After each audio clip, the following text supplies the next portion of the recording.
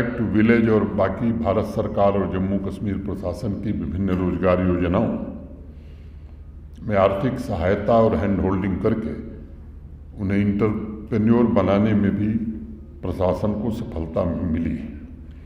अब ये नई स्टार्टअप पॉलिसी द्वारा बिजनेस के इस फर्टाइल ग्राउंड का सही उपयोग स्टार्टअप इंटरप्रेन्योर्स कर सकेंगे और सिर्फ डिजिटल और टेक्नोलॉजी में ही नहीं बल्कि बाकी के जो क्षेत्र हैं जैसे फूड प्रोसेसिंग है, एग्रीकल्चर तथा अलाइड सेक्टर है, हैंडीक्राफ्ट है, हैंडलूम है, एजुकेशन है, हेल्थ केयर है, फार्मास्यूटिकल्स है, टेक्सटाइल्स है, टूरिज्म है, फैशन डिज़ाइन है, अनेक क्षेत्र में नए स्टार्टअप्स प्रारंभ होने की संभावना प्रबल हो गई है।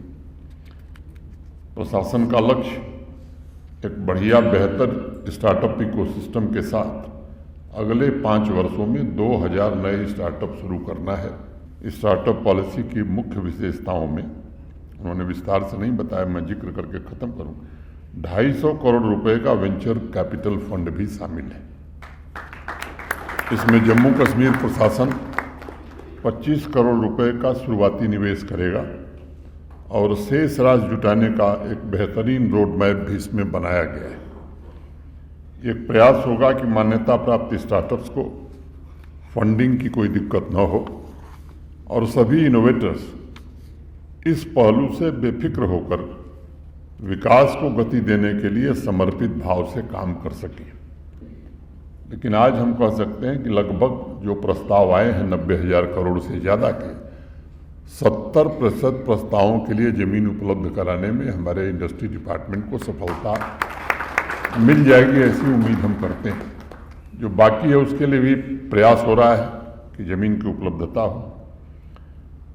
इंडियन इंडस्ट्री के लैंडस्केप में ब्रांड जम्मू कश्मीर को स्थापित करने की हर कोशिश की जा रही है और फिर से एक नया भरोसा कायम है, इसका भी प्रयत्न हो रहा है।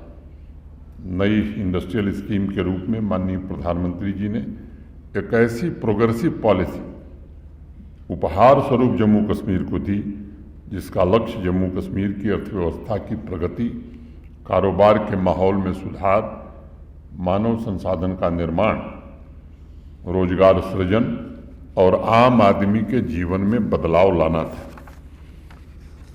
उन्होंने जम्मू कश्मीर को एक संकल्प दिया था कि इंडस्ट्री सिर्फ शहरों तक सीमित न होनी चाहिए बल्कि आकांक्षी समाज के निर्माण के लिए उसे पिछड़े इलाकों में भी पहुंचाया जाना चाहिए और इसलिए इंसेंटिव में ऐसे जिलों में इंसेंटिव की ज़्यादा व्यवस्था की गई। स्टार्टअप्स के सशक्तिकरण को कैसे आगे बढ़ाया जाए, इस तरह के अनेक कदम उठाए गए हैं जिससे क्षेत्रीय असमानता को दूर करने में सफलता मिल सके। मुझे उम्मीद है आने वाले भविष्य में हर एक युवा एंटरप्रेन्योर की क्षमता को सही अवसर और अच्छी मार्केट प्राप्त हो, इसे सुनिश्चित करने की कोशिश की जाएगी। अगर वर्तमान परिप्रेक्ष्य को देखा जाए तो जम्मू कश्मीर में कुल 722 रजिस्टर्ड स्टार्टअप्स आज हैं।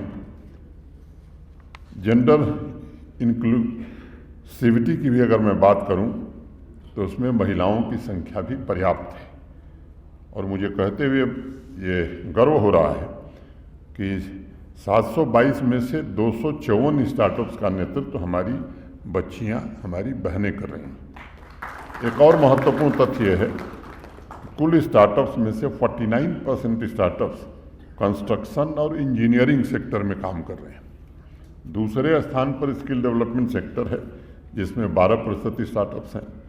ऑयल एंड गैस ट्रांसपोर्टेशन में 12%, आईटी कंसल्टिंग में 8%, बिजनेस सपोर्ट सर्विसेज में 7%, फूड प्रोसेसिंग में 6% और एग्रीटेक में 5% स्टार्टअप आज ऑपरेशनल हैं।